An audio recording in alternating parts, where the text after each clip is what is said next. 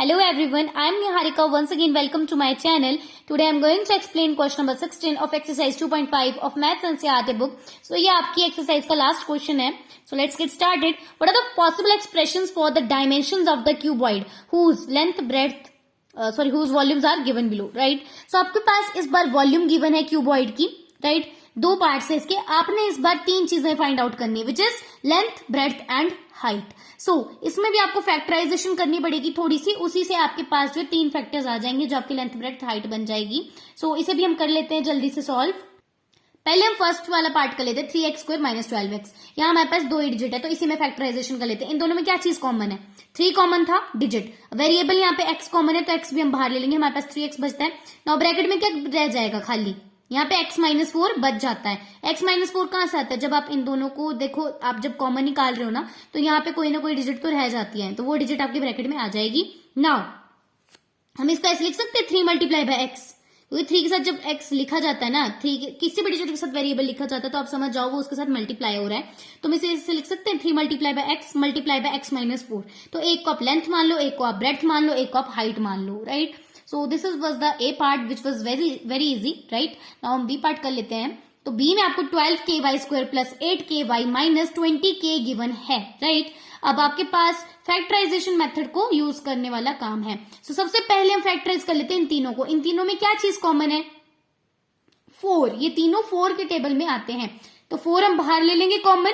साथ साथ कौन सा वेरिएबल कॉमन है इन तीनों में? के जो है तीनों में आ रहा है तो के भी हम बाहर ले लेंगे. हमारे पास ब्रैकेट में क्या बचता है? 3y² plus 2y minus 5, right. अब इन तीनों को फैक्टराइज करना पड़ेगा, जिसके लिए हमें स्प्लिटिंग मेथड का यूज करना है. उसमें हम क्या करते थे? मिडिल टर्म को इस तरीके से स्प्लिट करना है कि स्प्लिटिंग करने के बाद प्लस माइनस करके आपके पास 2y आ जाए एंड मल्टीप्लाई करके आपके पास a और c का प्रोडक्ट आ जाए. तो पहले ही आप समझ लो, ये a टर्म है, ये b टर्म है, ये c टर्म है. a और c का प्रोडक्ट कितना होता है? 15. मतलब जब आप 2y को करोगे स्प्लिट तो आपके पास उन दोनों डिजिट को मल्टीप्लाई करके 15 आना चाहिए. तो यहाँ पे मैंने कर लिया स्प्लिट. मेरे पास क्या है? 3y² plus 5y minus 3y. आप देख सकते हो 5y जब हम 3y के साथ कैंसिल करते हैं या सब्ट्रैक्ट करते हैं तो हमारे पास 2y बन रहा है. साथ ही साथ इन दोनों को मल्टीप्लाई करके 15 बन रहा है, जो कि हमें प्रूव भी करना था, तो प्रूव भी हो गया साथ साथ.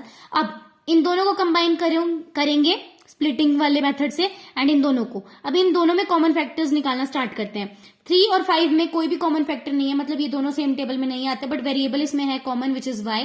तो हम y बाहर ले लेंगे. ब्रैकेट में हमारे पास 3y plus 5 बच जाता है. सेम एज इधर आप देख सकते हो नेगेटिव साइन कॉमन है, साथ में डिजिट तो कोई कॉमन नहीं है तो इसलिए हम 1 ले लेंगे बाहर. साथ में ब्रैकेट में हमारे पास 3y plus 5 बच जाएगा. अब आप देख सकते हो दोनों ब्रैकेट में सेम डिजिट है, तो मतलब आप बिल्कुल करेक्ट कर रहे हो अपने क्वेश्चन को. अब लास्ट में आपके पास क्या आ जाएगा आंसर? 4k तो पहले से ही था ना गिवन. ब्रैकेट में ये वाला ब्रैकेट लगा लेंगे, ठीक है. यहाँ पे अब पहले ब्रैकेट में कौन सी डिजिट आती है? जो इनक्लोज नहीं हुई होती, मतलब जो बाहर होती है ब्रैकेट्स के.